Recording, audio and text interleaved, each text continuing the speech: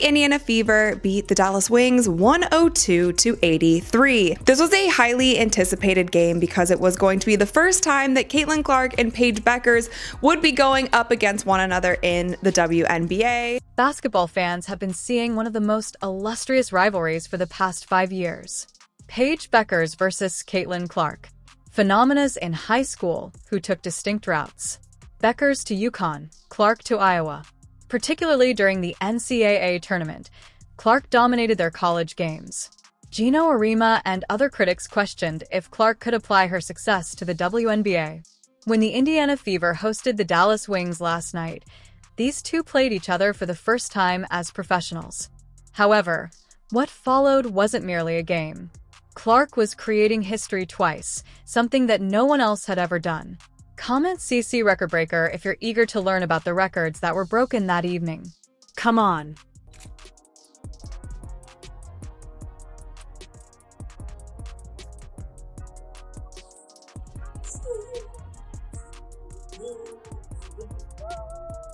This.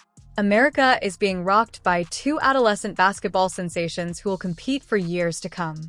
Paige Bueckers and Caitlin Clark first clashed in high school. Despite having entirely different personalities and playing styles, both were considered top recruits. Clark contributed outstanding passing, explosive scoring, and a long three-point range. Bueckers had a sweet mid-range, silky efficiency, and court vision that was on par with Clark's. Hey, Caitlin. You've known Paige since middle school, AAU. You guys were on the U19 World Cup team together. Is there anything that maybe stood out then about her, whether it be on or off the court, that maybe still reigns true today? I mean, I feel like she's played in the same manner that she, has since she was, whether we were on the U16 team together, U19 team together, whether it was me watching her in AAU, she's always just been smooth. She takes what the game gives her. Her midi has always been as nice as it's been this year. She's just she just plays way older than she is. She's confident, she's smooth, she just does everything at a high level, can score from all three levels. And that's how she's always played. And that's obviously translated really well. Their college experiences were very different. Bueckers joined a dynasty that had won numerous titles by selecting the illustrious UConn program run by Gino Arima. Iowa, a program eager to establish itself on the largest platform, was chosen by Clark. This set of dramatic confrontations in the NCAA tournament that would define the careers of both players. In March Madness, Bueckers' hopes of winning the UConn were dashed by Clark's Iowa squad. When it counted most, Clark put on incredible displays, such as a 41-point masterwork that forced the Huskies to leave early. She won 2 of her 3 college games against Bueckers, outperforming him head-to-head. Fans and basketball commentators began taking sides, resulting in an almost legendary rivalry that went beyond collegiate basketball. And a lot of people are saying, everything is she was Caitlin before Caitlin, she's better than Caitlin and all this stuff. That kind of stopped in the media. Caitlin Clark put up better numbers in the WNBA than Paige did in college. Clark's game was specifically criticized by Gino Arima. In contrast to his own star Buecker, he questioned her shooting choice and her WNBA preparation. Arima thought that Bueckers' principles would be more applicable on a professional level. Bueckers' fluid efficiency and Clark's explosive scoring reflected 2 distinct approaches to basketball greatness. And Diana said it best. This kid's in for a rude awakening. And they all jumped over her, but they didn't read the whole thing that she said. But nobody's printing. Diana Taurasi was right. This kid's on the wrong team. She's got the wrong skill set to handle the physicality of that league. And she's a rookie. And if you're a WNBA player, if you're any kind of player, you're going to say, I'm going to make a statement. Fans were curious about when the 2 athletes would ultimately play professionally when they announced their intentions to join the WNBA. With a 2:1 college edge and fresh doubts about her professional skills, the stage was set for their first WNBA matchup. There was a great deal of anticipation. Knowing that this clash would attract people from all around the nation, ABC decided to broadcast the match nationally. Given her recent battles with the Fever, Clark's reputation was even more at stake in this fight. Talking to our player development coach yesterday, and he was just sent me a few things of even Steph going through a slump. I think he was 27 for his last 70 or something like that. Like, the best in the world go through it, and I think that's like where you can find your confidence. And I think the thing I always fall back on is, like, I know how hard I've worked, so, you know, this isn't something that's going to last, and the best players in the world go through this. So I feel like I'm getting good shots, and I think that's why it's frustrating, because those are the shots that I make. This is where things start to get interesting, though. Shortly before this huge battle, Clark's Fever were having a lot of trouble. The Indiana Fever had just lost humiliatingly against teams they ought to have defeated. Fans were left perplexed by their losses against the LA Sparks and Golden State Valkyries. These teams weren't dominant ones. The Fever should have dealt with their squads. I feel like this stretch, you know, this is a big game for us. I think we've struggled in the fact that we're able to play one good game, and then we play a bad game, then we play a good game, then we play a bad game. So I think for us is like, we got to find a way to be able to stack really good games together. And then we go on the road, and, you know, we're on a back-to-back, which is just a challenge in itself. No matter who you're playing, we play Connecticut, then we play New York. So I think Steph's message was, you know, yes, All-Stars coming up, that break's coming up, but our focus is on these 3 games that we have left. So in that sense, I do think it's critical that our focus just remains on the game in front of us. And I feel like that's what everybody in the locker room is doing. Behind the scenes, Coach Stephanie White's slower style and Clark's fast-paced vision were engaged in a philosophical battle. Clark aimed to increase the tempo and provide possibilities for quick breaks. White liked to play in a more disciplined half-court fashion. This disagreement over basketball philosophy led to actual conflict among inconsistencies in the lineup made matters worse. After her injury, Clark was attempting to regain her rhythm. Dyrus Dantas returned from her national team game. Their chemistry was totally upset by these modifications. The club had trouble establishing offensive flow and regular rotations. With important components arriving and going, players were still finding out their responsibilities. It hurt to watch the offensive errors that beset the Fever. Game after game, missed shots accumulated. Turnovers destroyed assets that had promise. There was no rapid break, which was what Magic Clark thrived on. As Clark herself, there is definitely something going on within the locker room, the front office. Something is off, man. This is the 3rd situation in one game we have had involving Caitlin Clark and the coaching staff and pretty much another player. And it looked like Caitlin Clark and Stephanie White definitely had a situation where they was in a heated exchange right before halftime. Inconsistencies in the lineup made matters worse. After her injury, Clark was attempting to regain her rhythm. Dyrus Dantas returned from her national team game. Their chemistry was totally upset by these modifications. The club had trouble establishing offensive flow and regular rotations. With important components arriving and going, players were still finding out their responsibilities. It hurt to watch the offensive errors that beset the Fever. Game after game, missed shots accumulated. Turnovers destroyed assets that had promise. There was no rapid break, which was what Magic Clark thrived on. I think we've struggled in the fact that we're able to play one good game and then we play a bad game. Clark acknowledged we play an excellent game first, followed by a horrible one. During this span, Clark's shooting difficulties became a significant worry. Despite acknowledging that she was in a rut, she maintained her confidence.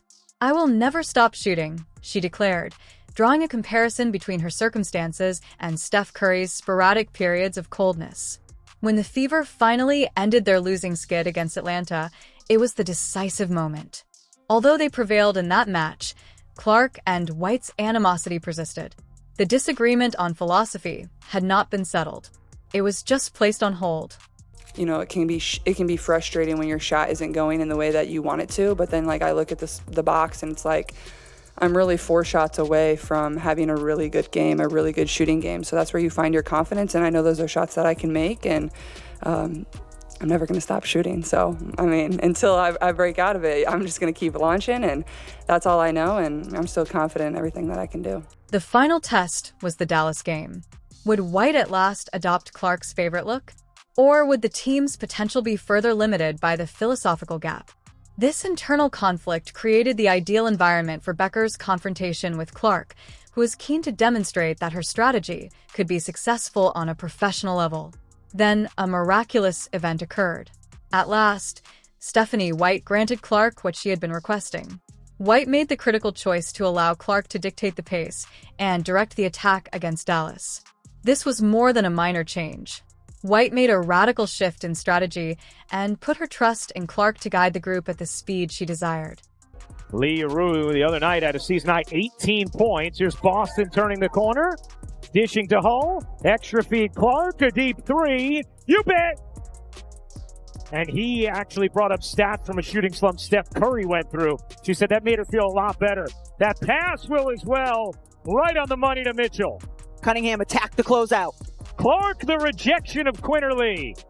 Clark, the flick ahead. Oh, beautifully done. Touchdown fever. https://youtube BE/AZ9S69VKZ_E?SI and 8MMZB9ZOM4Y Here's Clark being hawked by Isaiah James. Clark sidestepping three is good. Clark backing down Quinterly. 6 to shoot, baiting away and dropping it in. Beautiful. Here's Clark off the screen, through the lane, feeds Howard. Another assist for Clark. That's 13 as Howard is up to 18 points. Then, when everything clicked, came the thrilling second quarter. Clark began to pick up speed like never before. With those full-court passes, which the fans referred to as touchdown passes, she was locating teammates. That quarter alone saw the Fever score an astounding 36 points. In just 10 minutes, they scored 21 points, more than Dallas. It was more than just excellent basketball. This was the poetry of basketball in action. And he actually brought up stats from a shooting slump Steph Curry went through. She said that made her feel a lot better. That pass will as well. Right on the money to Mitchell. A tenacious start from Caitlin Clark. Here's Agumbawale. Off on a three. Long rebound. Mitchell. You're not going to catch her. Kelsey Mitchell in for two. They elevate each other because of how hard they compete. Nice look. Aaliyah Boston with a gorgeous dime to Kelsey Mitchell. Clark's leadership elicited incredible responses from her teammates. With 20 points from 8 of 12 shots, Kelsey Mitchell was on fire. She scored in double figures for 21 games in a row. Mitchell was taking advantage of Clark's speed and enthusiasm to hit shots from all directions. With 18 points from an effective 8 of 9 shooting effort, Natasha Howard was tearing up the court. Howard attacked the rim and appeared unstoppable. Inside, Aaliyah Boston was in charge, controlling the paint with her strength and bulk. She was taking advantage of every chance Clark gave her. Clark and Boston had a wonderful chemistry. With her pace, Clark would attract opponents before finding Boston for simple baskets. Mitchell bounces. Boston one more time. This time Mitchell delivering. And Boston up to 13 points. Indiana shooting 66%. This is what really set this performance apart. In the first half, the Fever scored a franchise-high 64 points. The basketball they were playing was the most exquisite they have displayed this season. The previous record of 63 points, established against the New York Liberty in 2016, was surpassed by this. In addition, the 64 points was the most points scored by any WNBA club in the 2025 campaign. 13 of the Fever's 30 assists, which tied a franchise record, came from Clark. This demonstrated that, given the opportunity, she could uplift everyone in her vicinity. Clark was doing more than just scoring. She was improving her teammates. The movement of the ball was amazing. Each pass served a purpose. Every item felt risky. The Fever became unstoppable when Sophie Cunningham added another scoring danger off the bench, providing the ideal spark. Cunningham reached 1,500 career points with 13 points, including a clutch layup. Her vigor and shooting prowess provided the Fever with an additional weapon that Dallas was unable to control. Cunningham the rebound. Cunningham swiftly up the floor, finds Howard for two. Sophie Cunningham making a huge impact off the bench, and Dallas will take a timeout. In this lineup, Natasha Howard is the quickest post player on the... The 36 points scored in the second quarter tied for the third highest total in the history of the Fever franchise. During this time, the team's field goal percentage was 76.2%. For almost 8 minutes, they ran a scorching 33-9 run. This speed and intensity were beyond the Wings' capabilities. The Wings were unable to keep up with Indiana's speed and intensity, and the game turned into a total rout. Dallas appeared worn out and perplexed. The Fever's transition game was too fast for them to follow. Professional basketball was a wonderful fit for Clark's fast-paced basketball concept. This was more than just a victory. It demonstrated that Clark's idea of fast-paced basketball could succeed on a professional scale. When White eventually let the monster loose, the consequences were momentous. Good dub. 2 in a row. 2 more to All-Star. Let's go. W. Oh, Fever does. You already know what's coming. Bow, bow, bow. On to the next. Hell yeah! Can you use that one? Let's go, baby. W. Now we gotta go get another one. However, this is the moment that will live on in memory forever. Clark didn't simply prevail. She changed the WNBA's course. Clark was subtly compiling a stat line that had only been accomplished once in WNBA history while controlling the game past. She was doing everything on the floor, including perfectly setting up teammates and scoring when necessary. Then on defense, something unique began to occur. Throughout the game, the numbers increased. With 14 points, Clark demonstrated her ability to score points quickly and without making a lot of shots. Her 13 assists demonstrated her ability to improve everyone in her vicinity. The defensive plays then began to appear. Like a mind reader, Clark was reading the lanes as they passed. Even before they arrived, she was waiting to see what the wing would do. Is in bounds. Clark backing down Quinterly. 6 to shoot, baiting away and dropping it in. Beautiful mid-range bait away from Caitlin Clark. This is the precise moment that changed the course of history. Clark finished the game with 14 points, 13 assists, and 5 steals, including her 5th steal of the game. Clark became the only player in WNBA history to accomplish this particular combo twice during her career as a result. She is currently the first player in WNBA history to record this stat line twice within a single game. Beyond those 5 steals, Clark had a significant defensive influence. She recorded a block that instantly gave Sophie Cunningham a fast break assist. This play demonstrated her full court awareness and her capacity to use defensive plays to set up scoring opportunities. Her ability to anticipate was interfering with the offensive flow of the wing. When Clark was on, every item felt risky. Cunningham attacked the closeout. Clark, the rejection of Quinterly. Clark, the flick ahead. Oh, beautifully done. Touchdown, Fever.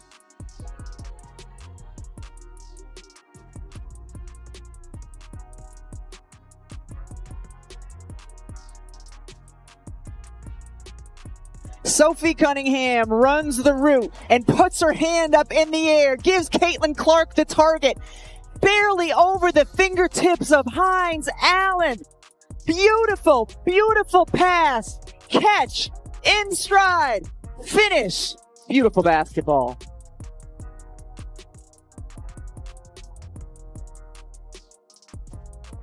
The Wings and Paige Bueckers were unable to respond to Clark's entire game. Orike Anali's 0 for 10 shooting from the field and 2-point finish was the most revealing statistic. Orike should be among the finest wing players, but she was rendered absolutely useless by Clark's defensive pressure and the Fever's team defense. This crucial player's subpar performance demonstrated the Fever's complete superiority. The Wings' plan to be physical with Clark didn't work at all. Instead of switching screens, they grabbed her off the ball. This strategy didn't work since Clark used aggression to locate untapped teammates and make your way to the basket. She always managed to make them pay for their attempts to physically slow her down. The entire narrative was conveyed by the final score of 102-83. Every critic who questioned Clark's preparedness for the WNBA had been addressed, and she had silenced them all. This game wasn't just good. She demonstrated that she belonged among the league's best players with this statement performance. This momentous performance demonstrated that Clark wasn't only adjusting to the WNBA. She was rewriting the boundaries of professional possibility. Clark had written the first few chapters of the new chapter in the competition with Bueckers in a commanding manner. I feel like this was one of their best games as far as playing fever basketball, which is a fast-paced style of basketball. They played fever basketball for, I would say, about 75 to 80% of the game. And we have obviously seen this style of basketball, the style of basketball that we all know and love from the Indiana Fever, but we have only really seen it in short spurts. There have been so many games and so many times throughout this season where it feels like the Fever system is a slow down basketball type of system. Their offense wasn't running smoothly, but in this game, they were playing quick. They were moving the ball around. They had so many points off of the fast break. This completes the prophecy. Clark has established herself as a member of the WNBA's elite while creating history that only she can claim. When Clark is allowed to play her style of basketball, the Fever's overwhelming triumph over Bueckers and the Wings demonstrates their full potential. The franchise records were destroyed. The accomplishments of each person accumulated. Most significantly, when White trusted Clark's vision, the team chemistry finally clicked. Basketball fans have every cause to be anticipating what will happen next as the second half of 2025 draws near and this rivalry embarks on its professional phase. The Fever have difficult road games coming up against New York and Connecticut. If the Fever excites you, then, after Clark returns, leave a CC record breaker comment. To ensure that you never miss anything, like, subscribe, and enable all notifications. We'll see you in the next video. Click the video on the screen.